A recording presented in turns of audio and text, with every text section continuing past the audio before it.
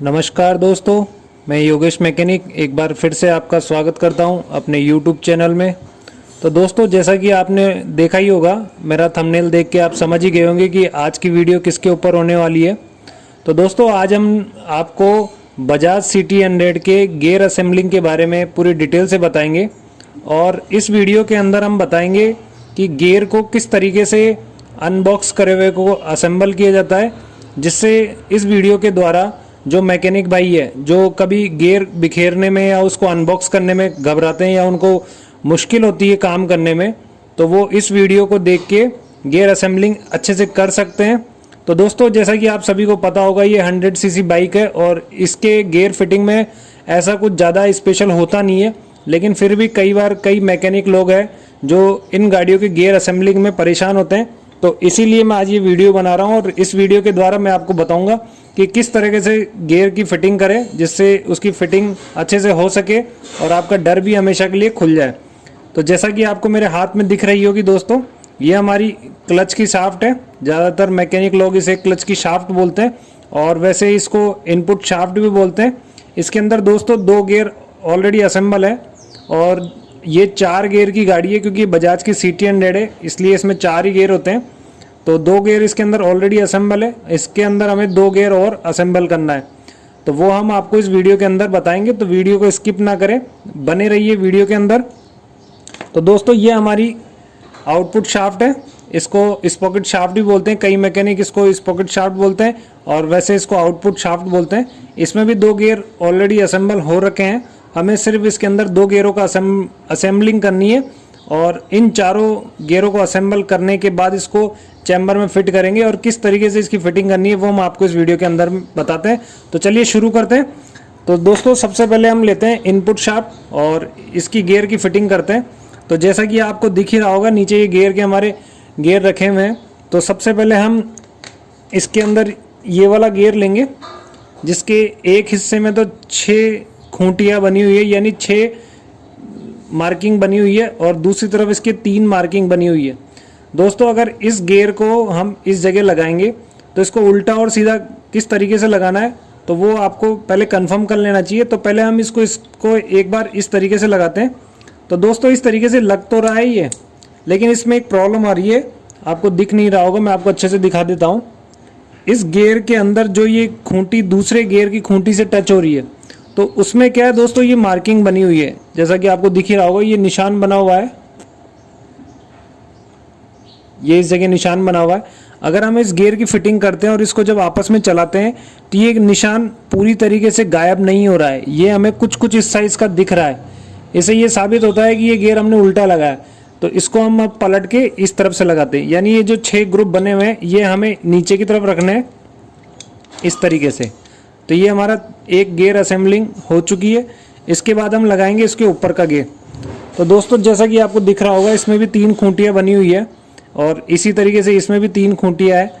तो ये 3 खूंटियाँ आपस में मिलेगी जब भी गियर वर्क करेंगे, इसलिए इसको हम नीचे की तरफ रखते हैं, जिससे इस तरीके से ये काम करेगा। तो ये हमारा इनपुट शाफ्ट की असेंबलिंग हो चुकी है और दोस्तों, लास्ट में इसके ऊपर एक वॉशर आता है, वो भी हम लगा देते हैं। इस गाड़ी के अंदर दोस्तों एक ही वॉशर होता है और कोई स्पेशल वॉशर नहीं होता, और ज़्यादातर स्प्लेंडर में और शाइन वगैरह में इनमें हर गियर के पीछे वॉशर और एक बुश होता है, लेकिन इस गाड़ी में इतना कुछ स्पेशल नहीं है, इसमें केवल इनपुट शाफ्ट के ऊपर ही एक वॉशर होता है। तो ये हमारी इनपुट शाफ्ट रेडी हो चुकी है, अब हम इसको रख देते हैं साइड में। अब बारी आती है आउटपुट शाफ्ट की। तो दोस्तों, ये आउटपुट शाफ्ट है, इसके अंदर ये गियर हम लेते हैं, इसकी फिटिंग करते हैं। तो पहले हम इसका बड़ा वाला जो मुंह है जिसमें 3 होल बने हुए हैं, ये बड़ा सरफेस है और ये छोटा सरफेस है। तो बड़े सरफेस को हम नीचे की तरफ लगाते हैं और फिर देखते हैं हमारा गियर किस तरीके से बैठता है। तो दोस्तों, ये लगने में लग तो रहा है, लेकिन इसमें गियर मैच नहीं खा रहा, यानी गियर इसके अंदर फंस नहीं रहा है, यानी ये गियर हमने उल्टा लगा दिया। अब हम इसको पलट के लगाते हैं कुछ इस तरीके से। तो ये गियर हमारा फिट हो चुका है, आपको इसकी आवाज़ सुनाई आ रही होगी।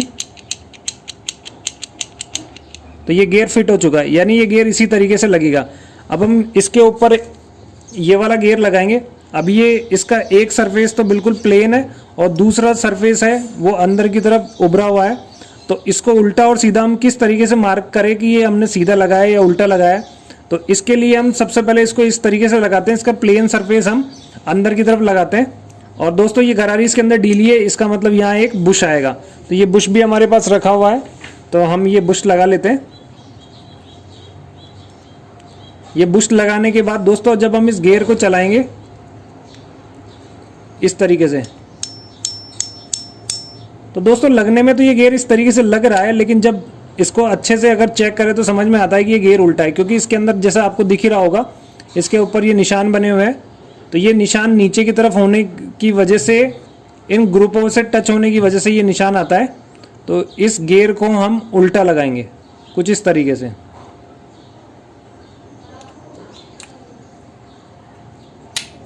ये हमारा गियर बैठ गया है।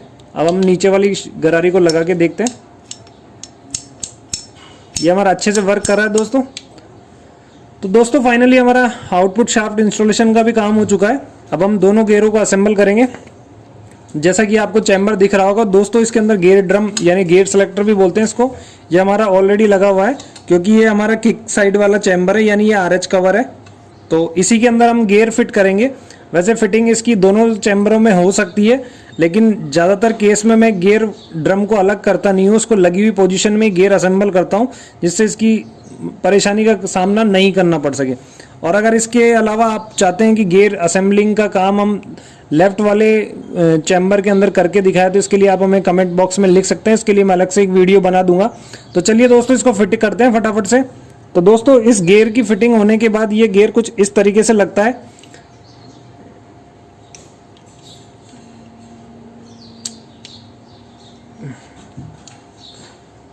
तो दोस्तों कुछ इस तरीके से वर्किंग करता है। अब हमें ये इनपुट शाफ्ट को नीचे की तरफ रखते हुए, आउटपुट शाफ्ट को ऊपर की तरफ इस तरीके से रखते हुए इसके अंदर इसको बैठा देना है।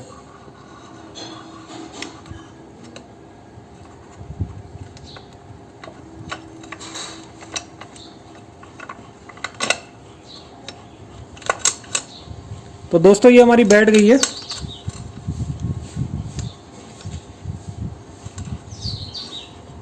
ये हमारी बैठ गई है अच्छे से।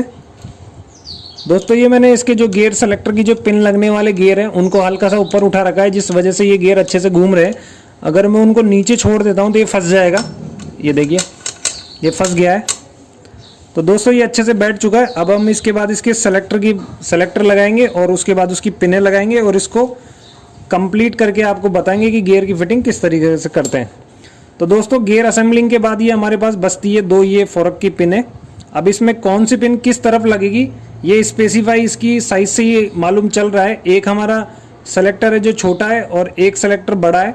तो जो बड़ा सेलेक्टर है वो आउटपुट शाफ्ट में लगेगा और जो छोटा सेलेक्टर है वो इनपुट शाफ्ट में लगेगा। और दोस्तों इसमें एक तरफ जो ये उभरी हुई पिन बनी हुई है यानी जो खूंटी बनी हुई है ये हमें गियर ड्रम की तरफ रखना है, क्योंकि यही गियर ड्रम के अंदर लगेगा, जिससे जब गियर चेंज करेंगे गियर ड्रम घूमेगा तो ये खूंटी की वजह से ये हमारा सेलेक्टर ऊपर नीचे वर्क करेगा, जिससे हमारी गरारियाँ चेंज होती जाएगी और हमारी गियर की पोजीशन भी बदलती जाएगी। तो चलिए इनको लगाते हैं। छोटी वाली सेलेक्टर को इनपुट शाफ्ट में और बड़े वाले सेलेक्टर को आउटपुट शाफ्ट में लगाते हैं। कुछ इस तरीके से मैं आपको अच्छे से दिखा देता हूँ। पहले हम बड़ा वाला सेलेक्टर लगाएंगे और इसकी ये खूंटी है जो गियर ड्रम की तरफ रखेंगे और इसको इस तरीके से लगाएंगे कुछ इस तरीके से। और इसी तरीके से दोस्तों हम ये छोटा वाला सेलेक्टर भी लगाएंगे।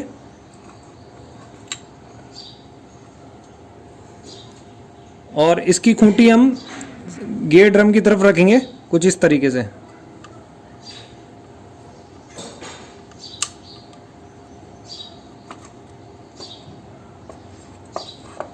तो दोस्तों ये दोनों लग गए हैं। अब हम इसके बाद इसकी गियर की जो फोरक की जो पिनें होती है उसका असेंबल करते हैं। तो दोस्तों गियर की फोरक हमने लगा दी है। अब हम इसकी पिनें लगाएंगे। तो ये पिनें हैं इसकी। दोस्तों ये दोनों पिनें आप किसी भी तरफ लगा सकते हैं। इस वाली पिन को आउटपुट शाफ्ट में या इनपुट शाफ्ट में भी लगा सकते हैं। इसमें उल्टा सीधा कुछ भी नहीं होता, क्योंकि ये दोनों पिनों की साइज, लंबाई, मोटाई सब कुछ सेम होता है, इसलिए इसको किसी भी तरीके से लगा सकते हैं। तो चलिए इन दोनों को लगाते हैं। और इसको लगाने से पहले इसमें थोड़ा सा लूप कर लेते हैं, जिससे ये पिन लगने के बाद जब हम गियर को लगा के चेक करेंगे तो गियर का मूवमेंट अच्छे से हो जाएगा। तो इसके लिए मैं थोड़ा सा मोबिल इसका यूज़ कर लेता हूँ और इसमें मोबिल लगा लेता हूँ जिससे वर्किंग अच्छे से कर पाएगी।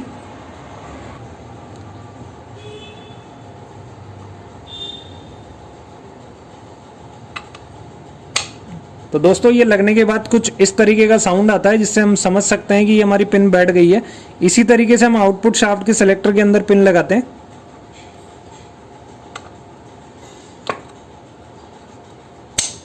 तो दोस्तों आपने सुना होगा इसमें भी आवाज़ आई।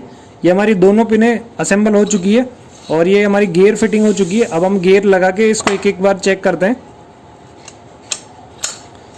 ये हमारा फर्स्ट गियर, ये सेकंड गियर,